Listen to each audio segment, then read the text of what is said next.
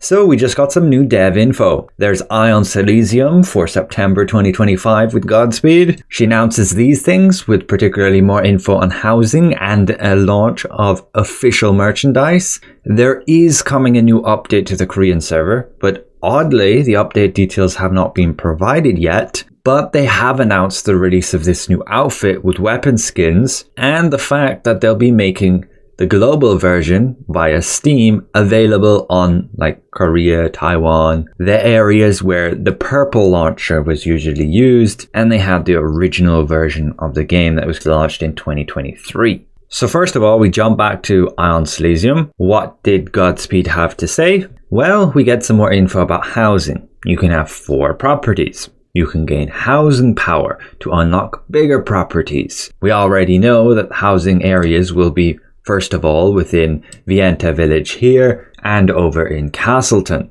You'll start with like a small basement kind of thing. The houses will all be instanced and will not exactly affect the open world. You can gain this housing power by gathering materials and crafting furniture, and that allows you to purchase higher level properties. We also already know there will be no maintenance fees, so it'll just be a one-time purchase to obtain a house. They do say with confidence that their customization tool is pretty powerful with the way you can place your furniture and decoration pretty much anywhere you want. She does mention housing permits, but I'm not sure if they will allow you to go beyond the 4 house limit.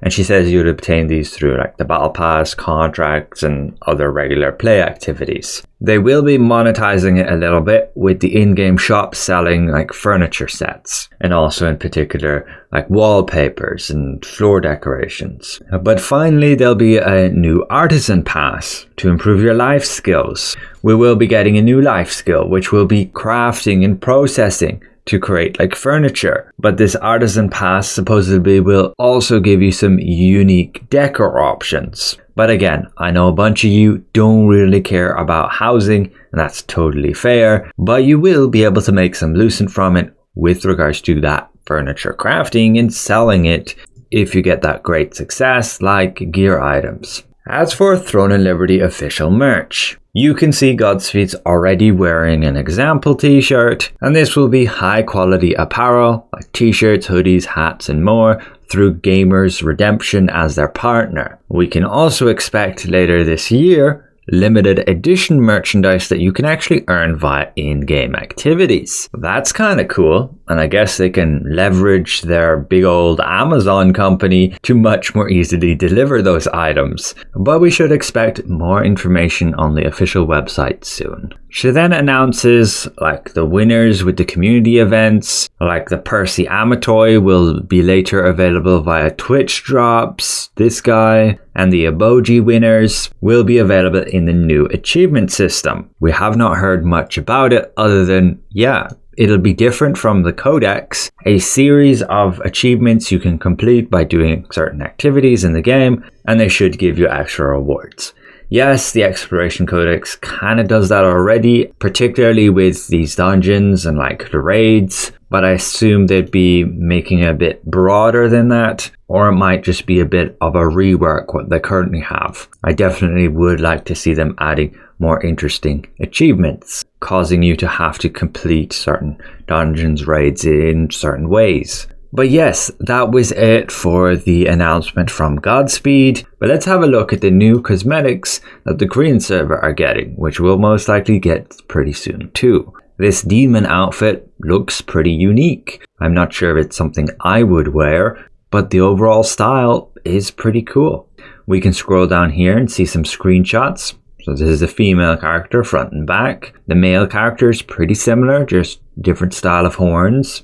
And you can remove the decorations, just like this for the female character, and then this for the male character. They don't showcase any colors, but they do then have a look at the different weapons. So this would be the greatsword, your sword and shield, your daggers, your crossbows, the bow, the staff, the book and the wand, which you can barely make out, and then the spear. With the caution, products sold may be resold as identical or similar products in the future, so they're not intended to be exclusive. But again, the Korean server is getting an update tonight. It's already in maintenance, but they have still not provided any update notes. They may very well as soon as maintenance has complete, and I will cover them at that point. It'll be interesting to see what they've changed, and particularly why they didn't want to announce it beforehand. Additionally, with them launching the Steam global version within the areas like Korea and Taiwan, which was previously just covered by the Purple service, could well just be them answering the requests for them to make it available. Alternatively, they could be hinting at trying to push players away from the Korean version, so maybe they can put the full focus on the global version. But they do confirm global and regional services will not be linked. You have to use Steam for the global version. There will be no change to the Purple version, and they are working on console support for the Purple version. So I guess they do have plans for maintaining it, even if it's just more of a test ground, where they push out patches like a day or two early, can double check stability, and then push them out globally, even though they still run into some issues. September the 18th, next week Thursday, is already the date that we get the new weapon, new trials, tier 3, battlegrounds, hyper boost, achievement system, and the housing that they gave some more details here. It's kind of crazy that it's just 1 week left. There's definitely some prep you can do, and I'll cover some tips and tricks later. So thanks all for watching. A special thank you to the support of my channel members, and we'll see you guys around.